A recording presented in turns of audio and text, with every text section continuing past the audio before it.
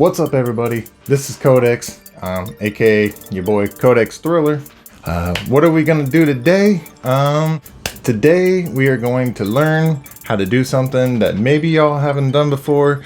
We're gonna play around with some melodies, and hopefully we can find a song and get something going.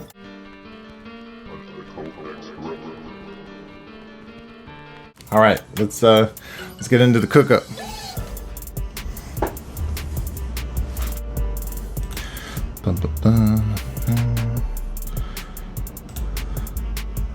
Waiting for the computer to load. Why aren't you loading?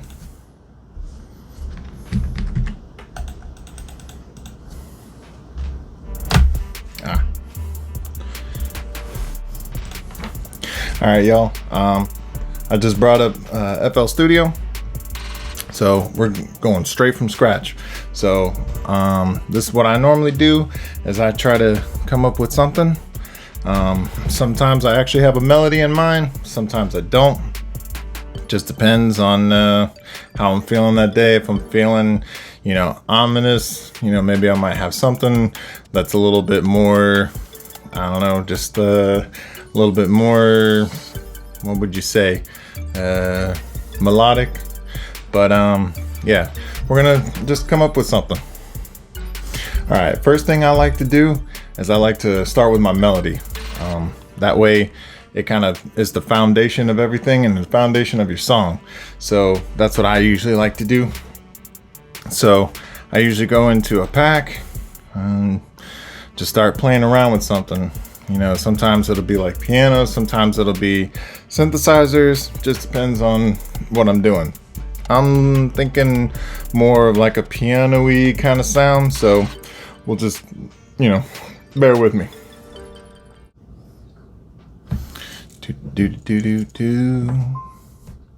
All right.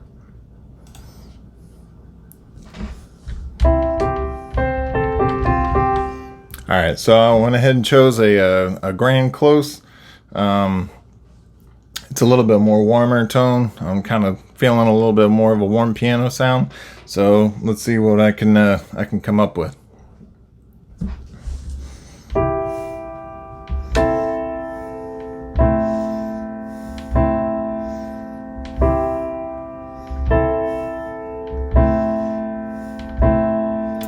All right, that sounds good. Normally, I don't like to paint in all my stuff because I'm a little bit more old school. I like to, just go in on it and, just play by ear. And sometimes when you do that, you'll find chords, or at least for me, I like to find chords, things that I normally wouldn't pick or choose. If I paint them in, sometimes you kind of get this, repetitive kind of robotic, thing going. So I'm gonna go ahead and record what I'm thinking of doing. I usually like to start my songs out with like 140, especially because this is gonna be a trap beat. So I usually like to do 140, anywhere from 140 to 160. 160 is kind of fast, but 140 is usually where you want to go.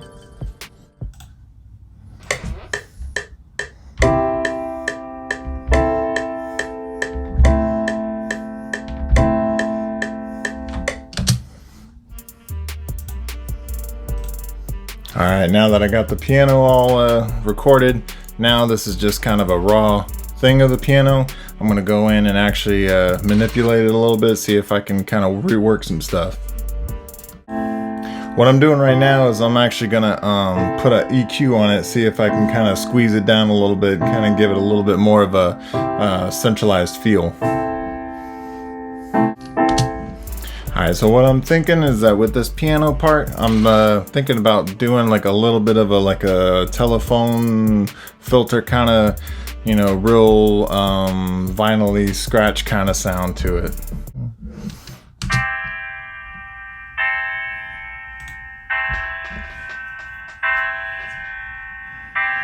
Alright, so that's a little bit too compressed for me, so I'm going to see if I can draw back a little bit of the tinniness to it.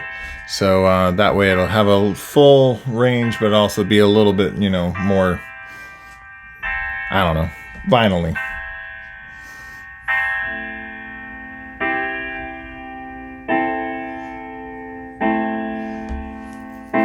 Yeah, I kind of like that. That sounds good.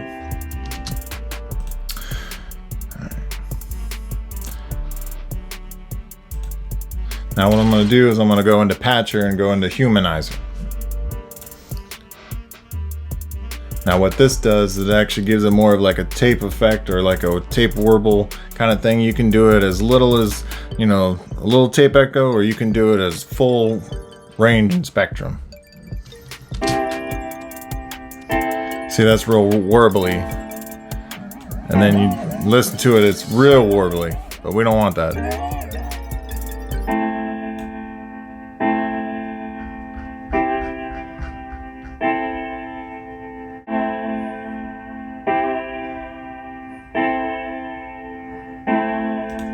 Alright, so I kind of like that sound. It's not too much, and it just gives it just a little bit.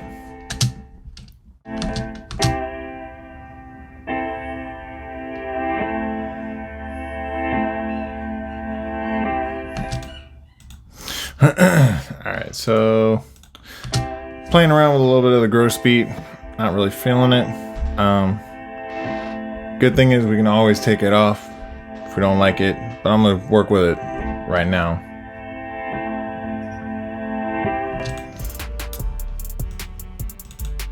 What I might do is I might actually pitch this down. I'm going to pitch this down about 12 semitones, so it's going to be an octave lower than what it is.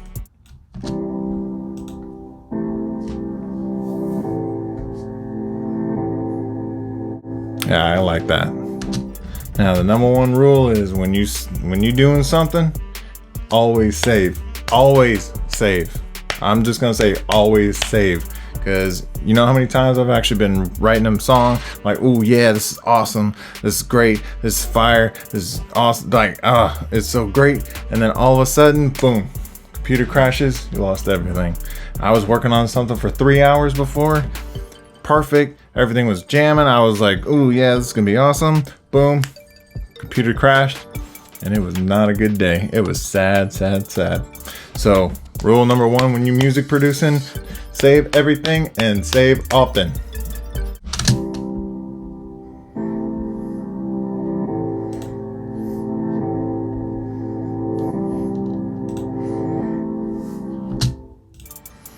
Alright, now what I'm going to do is I'm going to try to find something that accents a little bit to that, maybe like a synthesizer, so that way it's not just the piano part. I'm going to start looking for something that's going to be a little bit more, you know, ominous, something that'll help bring it up a little bit.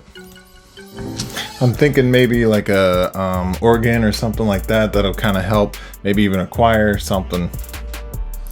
Alright, so I just found out that my camera wasn't recording. So yeah, I was doing all this stuff and nothing was recording. So this is basically what I got. I did do the organ part, and so this is what I'm gonna have you listen to right now. There again, like I said, you always want to make sure you're recording too. So that way you can follow along with me.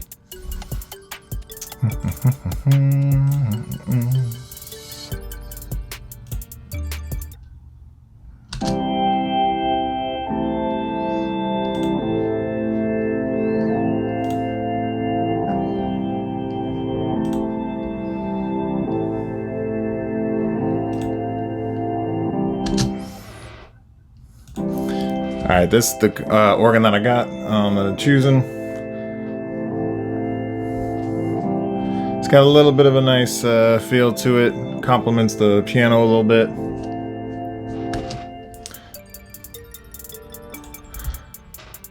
What I might go ahead and do and actually stereo out the organ so it's got a little bit more space to fit in the mix, so in that way it's not so present, so in that way the singer can also do his thing, his or her thing, and that way it's not overcrowding everything.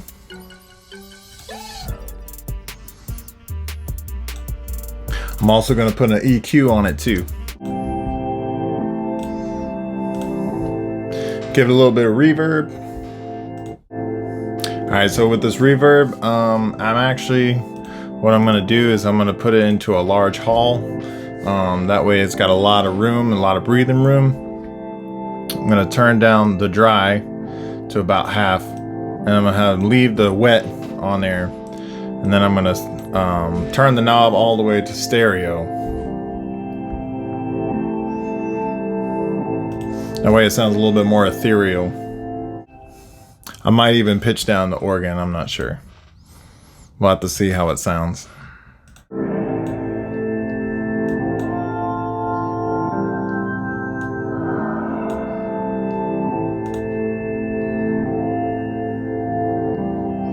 Actually, you know what? I have a great idea. What I'm gonna do is I'm not only gonna pitch it up, but I'm actually gonna play with the pitching so that it goes from octave all the way up and back all the way down. So it's gonna have this gradual slide up and slide down. You'll see.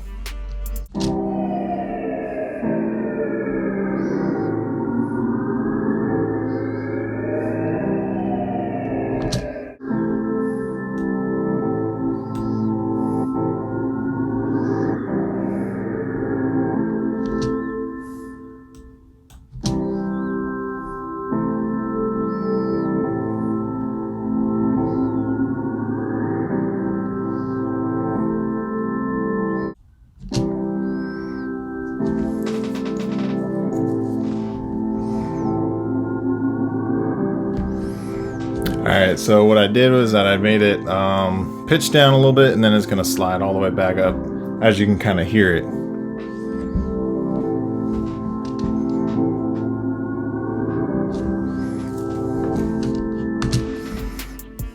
Alright, remember to save.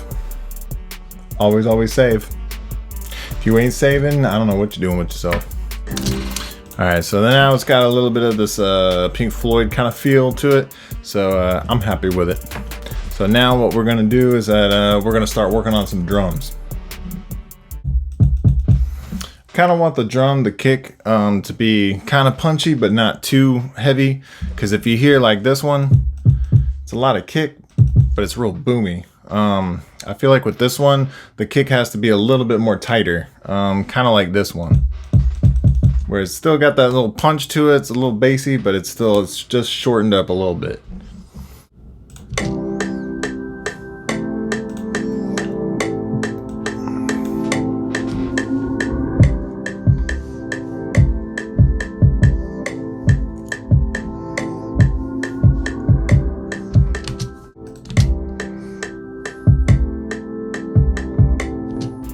Alright, so what I usually like to do with my drums too is I usually will use the MIDI to kind of get a feel for it, and then usually what I'll do is I'll kind of paint it in as I'm going.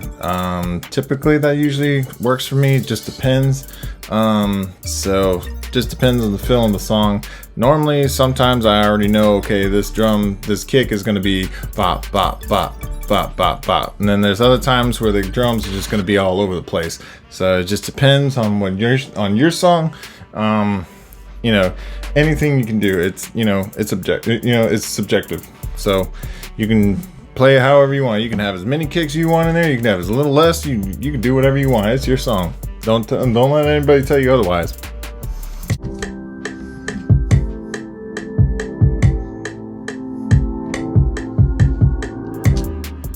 Alright, now that we got the drums going, now we're going to do the snares, the claps, and the hi-hats. Now for me, when I do the claps, depends on if I want the claps to be more prominent, like on the ands, or like on the ands or on beat. So just depends on the feel of the song. I feel like this is going to be more on the ones and the twos rather than the ands.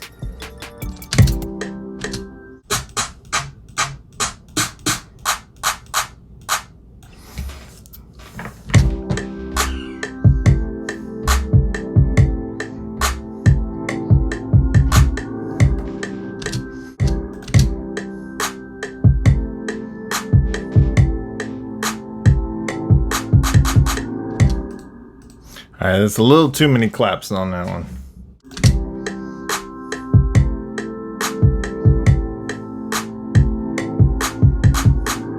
There we go, I like that. It's a little bit skippy, a little bit bouncy. And what is the number one rule we do? We always save. So anytime you feel like you're kind of getting along and you know you're starting to be like, all right, I'm building, I'm layering and stuff like that, number one rule, save. I will tell you time and time again through these videos, always save. Always, always, always, always save. It'll definitely save you some time, and it'll definitely save you a lot of headache and a lot of heartache. Trust me, I know. Oh, and by the way, if you're hearing squeaking outside this door, it's because I have a dog.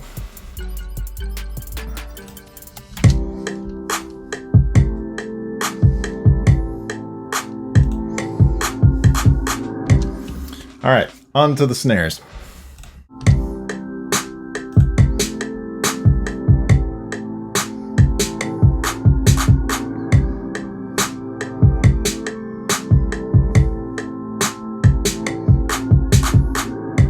I'm happy with that too.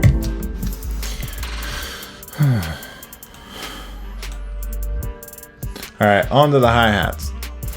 All right, now typically what I like to do is I like to do the hi-hats separate channel because a lot of times for my music, what I do is I put in a lot of the hi-hats first before the drums. So I know everybody's different. So I like to do the hi-hats just in a separate channel. That way, you know, you can break it down a little bit, break it into a song, you know, just for me, it's easier that way. I'm sure there's probably an easier way. If there is, let me know in the comments below. But hey, I'm just doing my thing here.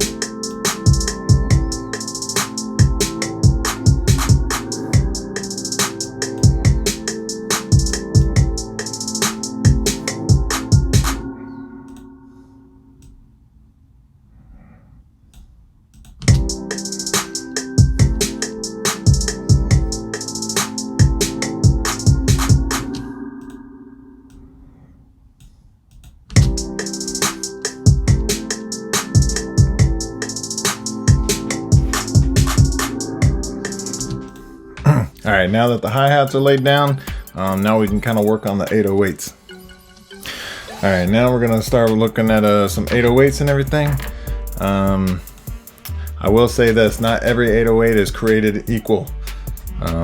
Always, biggest mistake a lot of producers do when they write songs, they got this nice jam, they're jamming out to everything, they got everything good and copacetic, everything's flowing, and then the hard 808s start going in, and then all of a sudden you're just like, you were kind of jamming and you're like, it's kind of all right, but what's going on here? Usually what happens is that if you don't check your 808s on the tuning of what you're doing, so say if you're playing a C major and a D and a G, all of it sounds good together, but if your 808 has got the tone of like a, I don't know, like an A sharp or a B or something like that, it is going to be way off tune and people are going to hear it. No matter how tone deaf somebody is, they can hear that. So you want to make sure that your 808s are always in tune, because then that way everybody can jam out to the clubs and jam to your song and everything else. You get paid. It's all good.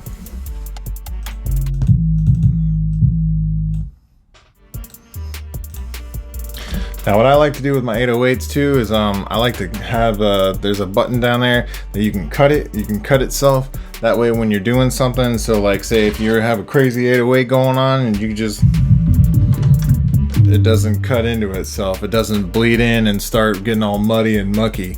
Best thing to do is when you do that, because then otherwise, if you got all this 808 action going on, if it's a simple one, if it's just a couple notes here and there, it's not so bad. You can do that. But when you got a crazy 808 going on, you got slides and everything, and it's going every which way, you want to definitely cut it.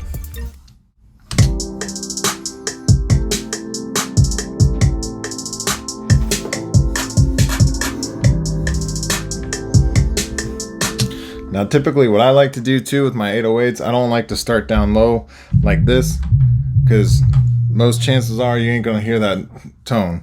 And if you do, good for you. You got supersonic hearing and you're like Superman.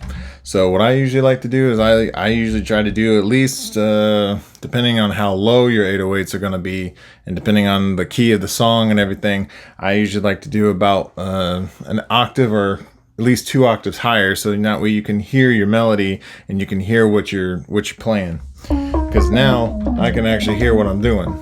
If I'm down low, everything sounds good when it's low, but then it's not going to be in tune.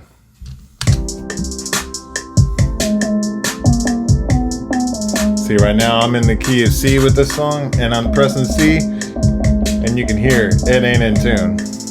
So now I gotta go in and find the root note of C.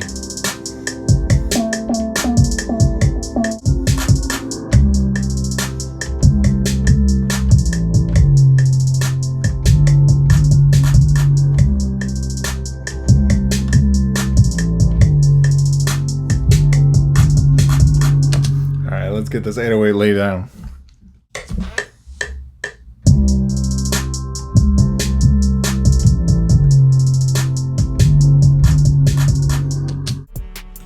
Now some producers will actually they'll sync their 808s with the kicks, so in that way when you got the kick going, the 808s following right behind it. For me, typically I like to have the 808s kind of have its own signature, because it's still an instrument. You know, so I do have it on some of the beats, some of the kicks, but a lot of times I like to have its own melody, because then when you listen to it, it's not always like 808 kick, 808 kick, 808 kick. You know, that way it gives it more variety, it gives us a voice, you know, because the 808 has got its own personality too, so you don't want it to just follow what the kick's doing. You want the drums to do what you want, and then you want the 808 to do its thing too.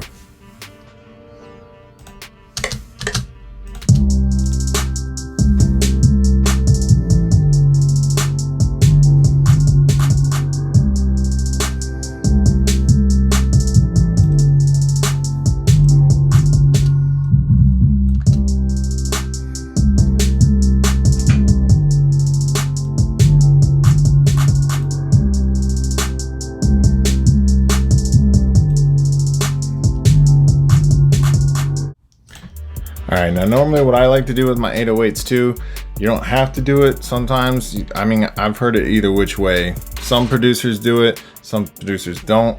What I like to do is have the 808s connect into the kicks, so in that way it's side chained into it, so in that way one is not overpowering the other.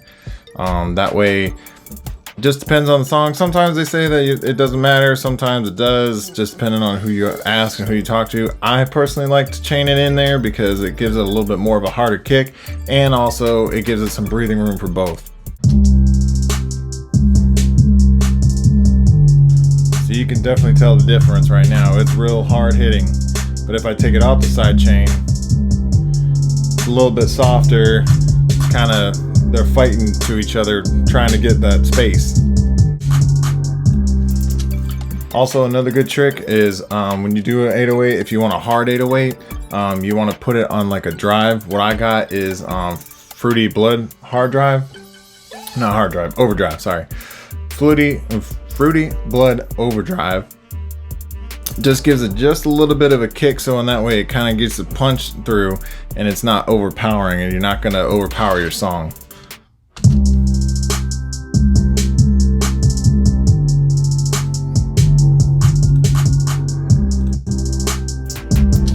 Now there's another trick too. A lot of people, depending on who you talk to, with drums, They say when you have a plug-in pack, like say you bought a kit or something like that, they usually say that they've already EQ'd the drums, the bass, the snare, and everything else. I usually like to go in and EQ it anyway, so in that way it fits the song a little bit more to what I like. Even though they are EQ'd and everything, it just depends. So that's what I'm doing right now. I'm actually gonna EQ all the drums, the snares, the hi-hats, so in that way it puts it to the forefront. Everything has its own little space, but you can hear everything. Another good rule is that when you're EQing something, say like a snare or whatever, if you EQ it higher, like the decibels or the hertz, not the decibels, but the hertz, when you EQ them higher and everything, it will make it louder. So keep in mind that when you do that, it is going to bump up that pressure, that dB pressure, and you want to lower that volume down, so in that way it's not overpowering, because that is something that happens. All right, now that we got pretty much all the basic parts of the song, we got your melody, we got your secondary melody, I don't even know what you want to call it. It's kind of, I call it secondary melody. You got your bass, you got your drums, hi-hats. Now what I like to do is go in and just sprinkle a little bit more of a flavor on it, like either some bells or a whistle or something like that, so in that way it kind of catches people's ear, because after a while when they keep hearing the same looped melody, after a while, if you don't have something that's gonna just catch them right away, it can get boring, it can drone on, and I've heard it before with some songs that it just keeps going and going and going, and then you're like, see, even my keyboard actually agrees. I just call it a little extra sprinkles on it, because it's like having a donut without the sprinkles. I mean, who doesn't like donut without a sprinkle?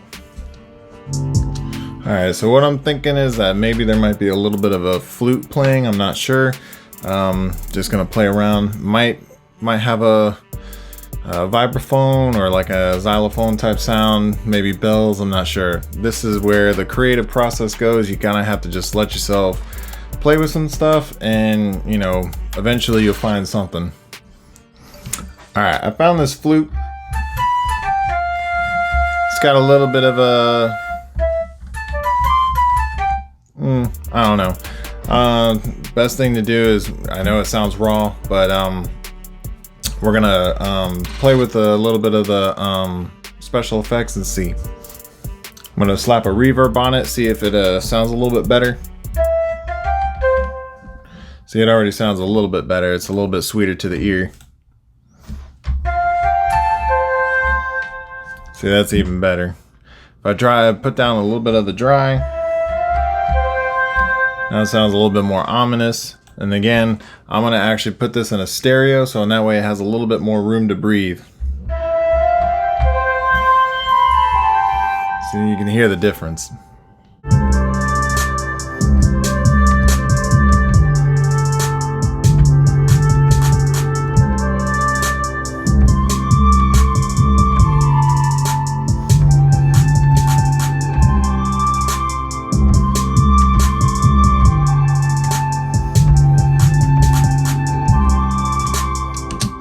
Alright, so I think that's what I'm gonna go with. Usually, like I said, I like to play around a little bit, just kind of hear the music. Sometimes I'll be over here playing the same loop for like 20-30 minutes, bugging people in the house. They're probably sick of hearing the same loop over and over and over and over, but sometimes that's what you gotta do. You gotta, just play and just experiment with things. I'm somebody that likes to experiment with things. I like to, have a, I put stuff on things that you normally wouldn't ever put something on. I'll put a banjo in something that you would never think that a banjo would go on. So it's just always learning, creating, experimenting, what works, what doesn't, and sometimes you'll surprise yourself. I know I have.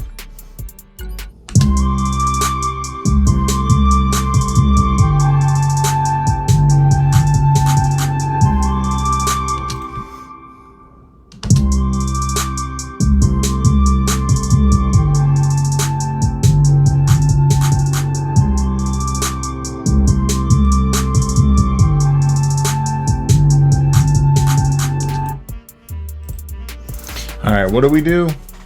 What's the number one thing we do? when we got a lot of stuff, what is it? We save.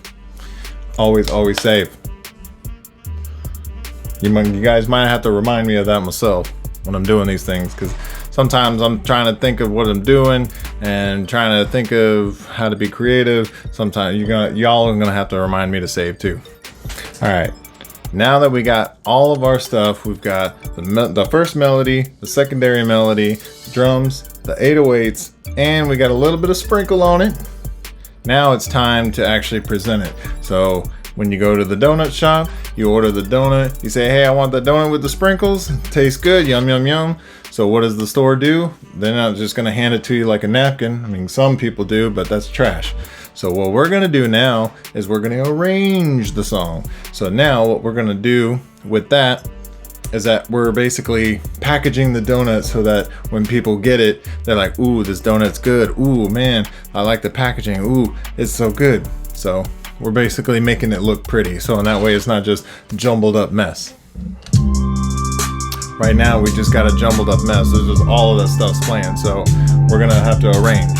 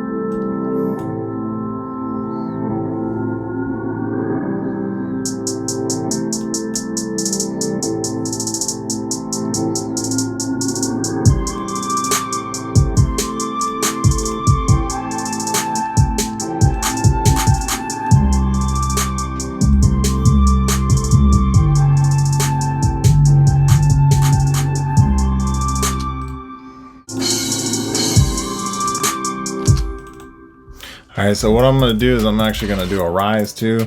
So in that way, rises are always good because when you do a song, say you got your melody going, it's going and going and going, it sounds good. Just before the beat drops or before the drums start kicking in or the 808s going in, you want that rise. So in that way, it kind of gears people up, you know, so it's like a little bit of a gear up before the drop, you know, kind of thing. So what I usually do is I just do like a big crash and then I reverse it. Put my thing down, flip it and reverse it. You're standing, yep. How many of y'all have actually sang that song like that? Even with the being reversed, you just yep. Yep. Yeah, I did it too. You ain't the only one. Well, I'm glad I ain't the only one. Now, depending on the rise, you can have it really long and really geared up, or you can actually shorten it so it's just like a zoop kind of thing. This one, I'm not sure. I'm gonna have to play with it.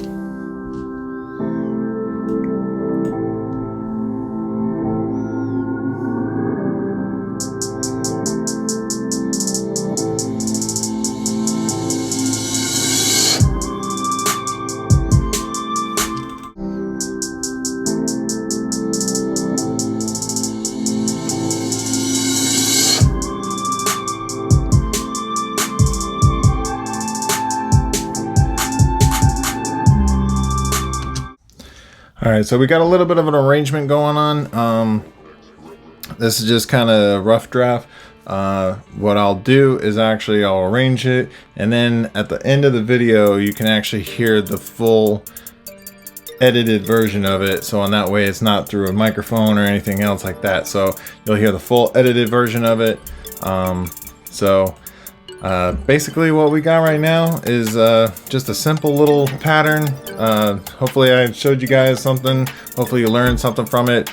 I mean, you couldn't really see the screen, but you know, there's more videos that I could do that with. Just let me know in the comments below if that's what you want me to do, kind of show you guys more of what I'm doing actually on the screen, or if you guys don't really care.